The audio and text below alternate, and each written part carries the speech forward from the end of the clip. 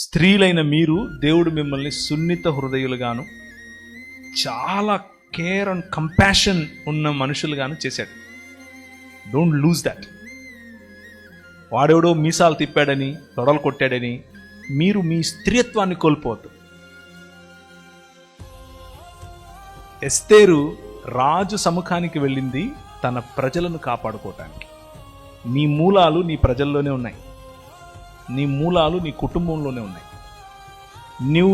నీకిప్పుడు దేవుడు తలాంతులు ఇచ్చాడు కాబట్టి, నువ్వు నాయకురాలు అయ్యావు కాబట్టి, నీ మూలమైన నీ ఇంటిని మర్చిపోతే, నీ మూలమైన నీ ఇంట్లో ఉన్న నీ బాధ్యతలు మర్చిపోతే నీతో పాటు నీ కుటుంబం కూడా పోతుంది.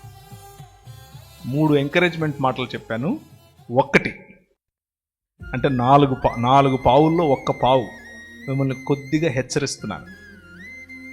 వాక్యపరిచయం చేయండి, ఖండించండి, తప్పుదిద్దండి, సరిచేయండి, ప్రోత్సహించండి, అన్ని చేయండి, ఓకే. కానీ మూలాలు మరవద్దు, భర్తను మరవద్దు, పిల్లలు మరవద్దు. నీ మొదటి మినిస్ట్రీ నీ భర్త, ఊరు కాదు. నీ మొదటి మినిస్ట్రీ నీ పిల్లలు, ఊరు కాదు. నీ మొదటి మినిస్ట్రీ నీ అత్తమామలు, దేవుడు అప్పగించిన బాధ్యతలు అవి. కరెక్ట్. అది వదిలేసి నేను ఊరెక్కుతాను అనంటే రెంటికి చెడ్డ రేవడవుతావు. హిందీలో దాన్ని ఏమంటారంటే ధోబికా కుత్తా నా ఘర్క నా ఘాటుక. అంటే సాకలాయన కుక్క అట్లా ఇంట్లోనూ ఉండలేదంట, అట్లా రేవులోనూ ఉండలేదంట. ఇది పరిస్థితి. సో ఇది కొంచెం కాషియస్గా ఉండడం కోసం చెప్పాను. బట్ ఈ 4 గుర్తుంచుకుంటే will be excellent. And we need more women leaders. చాలామంది స్త్రీ నాయకులు కావాలి. ఒక్కరు సరిపోరు, ఒక్క కాంతికల సరిపోదు, అలాగే ఒక్క సిస్టర్ సరిపోదు, వినూత్న సరిపోదు.